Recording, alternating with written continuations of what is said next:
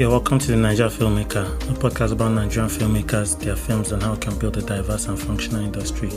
I'm your host, Sele. On this episode, I'm going to be talking about embracing your vision. If you're a new listener, you're welcome, and I hope you enjoy.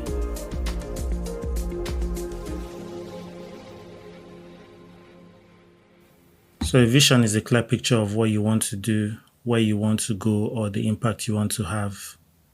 For every filmmaker, whether the director, the cinematographer, the art director, or the actor, everyone has a vision for how they want to do a particular thing of film. And, it can be personal and artistic, and this is the compass that guides the choices that these filmmakers make. And it's informed by, their unique voice and what they have to say. As a filmmaker, you need to trust your vision because it matters and it sets you apart in a saturated industry. So talking about an actor can, bring their personal experiences and their, abilities to a project, and this definitely will set them apart. So whether the actor can speak a foreign language or whether they have been in that situation before, bringing, that unique voice, that unique experience will set them apart. To embrace your vision, you need to overcome self-doubt and fit this vision with personal experiences, your unique identity, and then also your environment. If this vision is not clear, you can find it by practice, failure, and experimentation. You have to remember that this is a journey and you need to accept that the vision can change or grow without it losing its essence. Audiences sense genuine narratives, and vision-driven work often resonates deeper because it is pulled from the richness of people's experiences and their unique makeup. You can protect your vision as a filmmaker by standing firm in what you believe, but also collaborating. Vision-driven filmmakers often create timeless work as opposed to copying passing trends.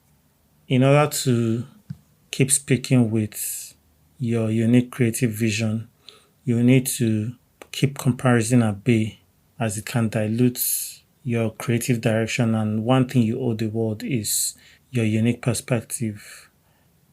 As a young filmmaking student in film school, I started writing before I got into film school, but in film school, my teachers pushed me to do harder exercises and, write harder scripts and all. And there was this particular project, the second project, it was like a 4-minute film, and no, it was actually an 8-minute film. And for a long time, things weren't so clear in terms of what I was trying to say with this story.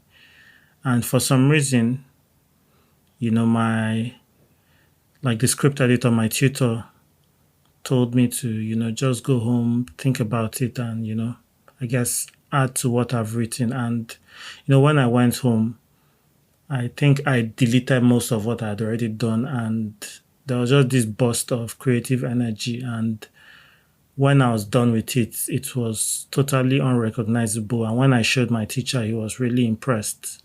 And from then on, he always kind of reminded me that, I'm capable of great things. And for me, all these years after film school, it's always a reminder about what I'm capable of doing. And even when things get difficult, I always hold on to this encouragement because, there are times that for me as a director or maybe as a writer, I won't feel like I have anything unique to say, but, things are not straightforward.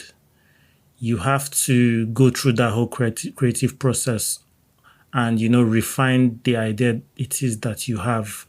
And at the end of the day, you have something to say. So, yeah, don't be discouraged. If anybody has ever advised you, or like maybe you've met a fan and they told you how, your film changed their life, hold on to that and use it as a reminder to always kind of stand up for what it is you want to say, what it is that you believe in. So as you work on your next project, I hope you quieten the self-doubt and amplify what it is that you have to say to the world. We have come to the end of this episode. Remember to rate and review the podcast. You can also follow me on Instagram, Facebook, and X at Sele Film and the podcast at Naija Filmmaker. You can now support the podcast by clicking on the link in the show notes. See you on the next episode. Have a good one.